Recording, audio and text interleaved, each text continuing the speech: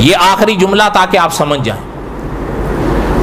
عرصے کی بات ہے، مولانا امین اکاڑوی ہوا کرتے تھے، اکاڑے میں رحمت اللہ علیہ فوت ہو گئے، وہ مدت ہو گئی. وہ شاید میں نے پچھلے دنوں بھی کہیں عرض کیا ہے،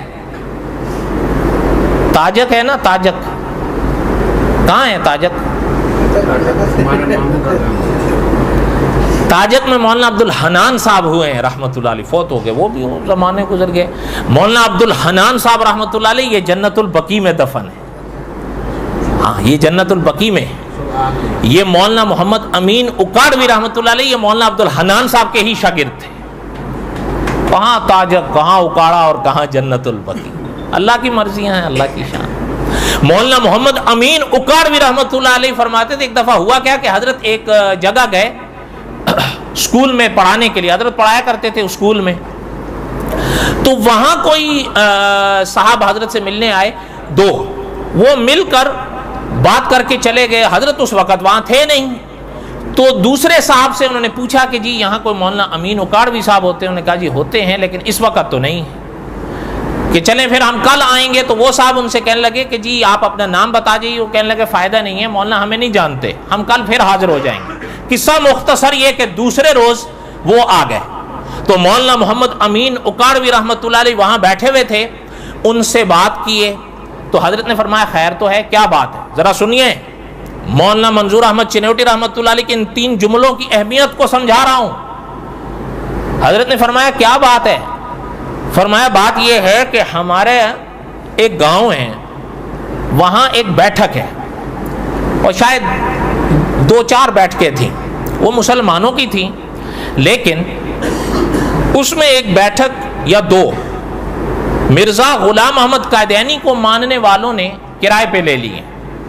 تو وہ وہاں بیٹھتے ہیں، چاکلیٹ رکھتے ہیں، کچھ ٹافیاں رکھ لیں، بسکٹ رکھ لیے، اور ممکن ہے شیزان بھی رکھ لیتے ہوں. کیا خیال ہے؟ وہ تو ان کا اپنا ہی ہے. ٹافیاں چاکلیٹ باہر چلے تو شیزان کیسے چھوڑیں گے؟ ویسے شیزان کا وہاں لکھا ہوا نہیں ہے، میں اپنی طرف سے بول رہا ہوں. تو حضرت نے فرمایا اچھا. پھر کہنے لگے کہ وہاں پاس میں اسکول سے جب بچوں کی چھٹی ہوتی ہے نا، ہمارے بچوں کی، یا مسجدوں سے، تو وہ کھڑے ہوئے ہوتے ہیں اور بچوں کو ملتے ہیں، کھلونے بھی دیتے ہیں، بڑے پیار سے بات کرتے ہیں، جس کا عموماً ہمارے حضرات یہ گلہ تو کرتے ہی رہتے ہیں کہ جی قادیانی بڑے با اخلاق ہوتے ہیں، مولوی تو بڑے روکھے سوکھے ہوتے ہیں، تو گھمنڈ ہوتا ہے ان کو. حضرت چنوٹی صاحب رحمۃ اللہ علیہ فرمایا کرتے تھے کہ اللہ کے بندو، ان کے اخلاق وہ ہوتے ہیں جو ان عورتوں کے ہوتے ہیں جو بازار میں بیٹھی ہوتی ہیں. وہ اخلاق سے لوگوں کے ساتھ اس لیے پیش آتی ہیں، ان کا مقصد ہوتا ہے ان کا جیب خالی کرنا. حضرت فرماتے تھے یہ تم سے اخلاق سے اس لیے پیش آتے ہیں، ان کا مقصد ہوتا ہے تمہارا عقیدہ لوٹنا. انہیں کیا لگے تم سے. وہ بچوں کو کھلونے ٹافیاں دے کے اچھا بیٹا کلمہ سناؤ، اچھا بچے کلمہ سنا دیں، وہ کہیں ارے تمہارا تو کلمہ ہی ٹھیک نہیں ہے، یہ مولوی کلمے بھی ٹھیک نہیں کرواتے. بڑاس تو آخر میں مولویوں پر ہی نکلتی ہے. تو حضرت فرمایا اچھا. پھر کہنے لگی اس طریقے سے انہوں نے اچھے خاصے بچے اپنے ہاں اکٹھے کر لیے. ہمیں اب ہوش آیا ہے، بچے کھلونے لا رہے ہیں، ٹافیاں کھا رہے ہیں، وہ تو مسجد کے بجائے ادھر ہی جا رہے ہیں. اور پہلے تو شاید انہوں نے بھی دھیان نہیں دیا، لیکن جب یہ وبا پھیلنے لگی تو پریشان ہو گئے. تو کہنے لگے کہ ہمیں کسی نے کہا ہے کہ آپ ان سے بات کر سکتے ہیں، تو ہم ان سے بات کر کے آئے ہیں کہ ہم اپنا کوئی عالم لاتے ہیں، آپ ان سے بات کرو، کیوں ہمارے بچوں کو خراب کر رہے ہو. میں آپ سے پوچھتا ہوں ان 2 مسلمانوں کی یہ بات ٹھیک تھی یا غلط تھی؟ بولو. یا وہ بھی شیزان پی لیتے بس ٹھیک تھا؟ مولانا امین اکاڑوی رحمۃ اللہ علیہ فرمانے لگے اچھا میں آ جاؤں گا، کوئی بات نہیں. آپ نے کب طے کیا کہ جی یہ وقت؟ حضرت چلے گئے. قصہ مختصر یہ، حضرت گئے، 4 پرچارک ان کے آ کر بیٹھے. پرچارک سمجھتے ہیں؟ عام طور پر ان کے پرچارک کے جب بات آتی ہے تو ہمارے لوگ کہہ دیتے ہیں مبلغ.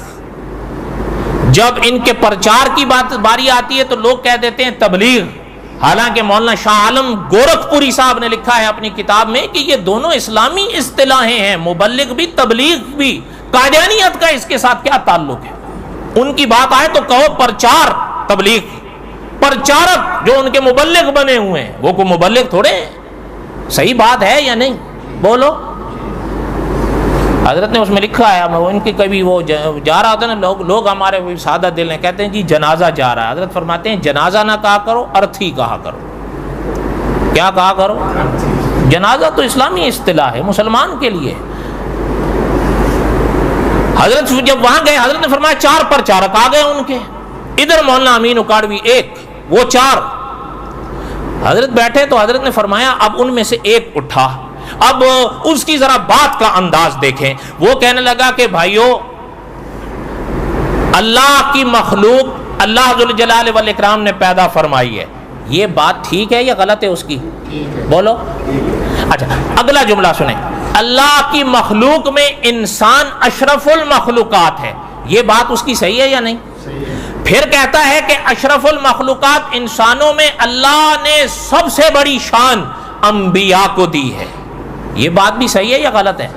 پھر کہتا ہے کہ انبیاء میں سب سے بڑی شان اللہ نے محمد الرسول اللہ کو دی ہے، اور پھر ساتھ میں صلی اللہ علیہ وسلم بھی پڑھتا ہے، یہ بات اس کی صحیح ہے یا نہیں؟ صحیح ہے۔ اچھا یہ ذرا انداز دیکھیں، اب ہمارے لوگ تو کئی نڈال ہو گئے کہ یار یہ مولوی کہتے ہیں یہ تو ایسے ہیں، یہ تو بیچارے حضور کے نام کے ساتھ صلاۃ و سلام پڑھ رہے ہیں۔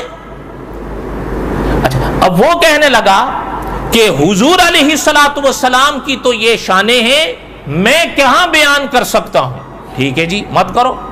اگلی جملہ سنیں، اگلا جملہ سنیں، کہتا ہے اللہ نے حضرت ابراہیم کو بھی نبی بنایا، حضرت موسیٰ کو بھی نبی بنایا، حضرت عیسیٰ کو بھی نبی بنایا علیہ الصلاۃ والسلام، لیکن کہتا ہے ان کا مقام یہ تھا، وہ بھی ان کی عزت تھی کہ ان کی صحبت سے صحابی بنے، تابعی بنے، ابدال بنے، اقطاب بنے۔ بات سن رہے ہیں؟ آپ کو تو وہم و گمان بھی نہیں ہوگا ان کے سامنے بات کرنے کا، شیزان پی کے تو نہیں بول سکو گے آپ۔ اچھا جب یہاں تک پہنچا، حضرت فرماتے ہیں کہ آگے کہتا ہے لیکن حضور کی شان سنو۔ اب وہ سب کے کان متوجہ ہو گئے، کہتا ہے حضور کی شان یہ ہے صلی اللہ علیہ وسلم کہ حضور کی صحبت اور اتباع سے جہاں صحابی بنے، تابعی بنے، تبع تابعی بنے، تبع تابعین بنے، کتب بنے، ابدال بنے، وہاں حضور کی تابعداری سے نبی بھی بنے۔ اب میں آپ سے پوچھتا ہوں یہ حضور کی تعریف کر رہا ہے؟ بولو۔ اچھا اب زیادہ تفصیل کا تو وقت نہیں، آخری جملہ سنیں، حضور کی صحبت سے کیا بنے؟ اور بنے کتنے؟ 15 صدیوں میں ایک۔ کتنے؟ نہ اس سے پہلے کوئی بنا ان کے نزدیک، نہ اس کے بعد کوئی بنے گا۔ حضور علیہ الصلوۃ والسلام کی حدیث ہے، حضور نے فرمایا جو قصر نبوت کی آخری اینٹ میں ہوں، یہ آقا کا فرمان ہے۔ لیکن مرزا غلام محمد قائدیانی اپنی کتاب میں لکھتا ہے، کہتا ہے روضہ کے آدم جو اب تک تھا نامکمل، میرے آنے سے ہوا ہے بجملہ برگوبار۔ کہتا ہے قصر نبوت کی آخری اینٹ میں ہوں۔ اس کی دعویٰ کوئی عام نہیں، اس کا دعویٰ خاتم النبیین کا تھا۔ اس نقطے کو سمجھیے گا، حضور کے بعد 15 صدیوں میں مرزا قائدیانی سے پہلے کوئی نبی، اور مرزا قائدیانی کے بعد بھی کوئی نبی، ایک ہی ہوا نا؟ ٹھیک ہے۔ اب جب وہ یہ بات کر کے چپ ہو کے بیٹھ گیا تو مولانا محمد امین اکاڑوی رحمۃ اللہ علیہ کھڑے ہوئے۔ ذرا دیکھیں جب العلماء ورثۃ الانبیاء کی حدیث چمکتی ہے، مولانا امین اکاڑوی رحمۃ اللہ علیہ کھڑے ہوئے، حضرت نے فرمایا کہ یہ جتنی باتیں آپ نے سنی ہیں میں تمام حضرات کو دعوت فکر دیتا ہوں ایک جواب دے کر کہ ذرا میں ان سے پوچھنا چاہتا ہوں، یہ کہتے ہیں حضور کی یہ شان ہے کہ حضور کی صحبت اور حضور کی تابعداری سے صحابی بنے، تابعی بنے، تبع تابعی بنے، اقداب بنے، کتب بنے، ابدال بنے اور نبی بھی بنے، تو نبی ان کے نزدیک صرف ایک مرزا غلام محمد قائدینی بنا ہے، حضور کی تابعداریاں کر کے اتنی محنت کر گیا کہ تابعداری میں اتنی محنت کر گیا کہ نبی بن گیا۔ مولانا امین اکاڑوی رحمۃ اللہ علیہ فرماتے ہیں میں ان سے اسی مرحلے پر پہنچنا چاہتا ہوں کہ وہ کون سی تابعداری مرزا غلام محمد قادیانی کر گیا تھا جو ابو بکر صدیق نہ کر سکے تھے۔ نہیں سمجھ آئی بات؟ نہیں سمجھ آئی؟ وہ کون سی تابعداری تھی کہ حضرت عمر بن خطاب رضی اللہ تعالیٰ کے یہ مقام کے باوجود کہ آقا نے ارشاد فرمایا تھا لو کان بعدی نبی لکان عمر، میرے بعد اگر کوئی نبی ہوں گے تو عمر ہوں گے، لیکن پھر بھی نبی نہیں ہے۔ وہ کون سی تابعداری ہے کہ حضرت عمر تو پھر بھی نبی نہ بن سکے؟ وہ کون سی تابعداری ہے کہ مرزا قائدینی کر کے نبی بن گیا؟ وہ کون سی تابعداری ہے جو حضرت عثمان بن عفان رضی اللہ تعالیٰ عنہ کے اس مقام کے باوجود کہ آقا صلی اللہ علیہ وسلم کے بارے میں علامہ ابن حجر اسقلانی رحمۃ اللہ علیہ نے جو بات لکھی ہے اس کا معنی اکابر نے لکھا ہے کہ حضور جب بھی حضرت عثمان کو دیکھتے تھے بہت خوش ہوتے تھے، لیکن حضرت عثمان پھر بھی نبی نہیں ہے۔ وہ کون سی تابعداری ہے جو حضرت عثمان نہ کر سکے؟ مرزا قائدینی کر کے نبی بن گیا۔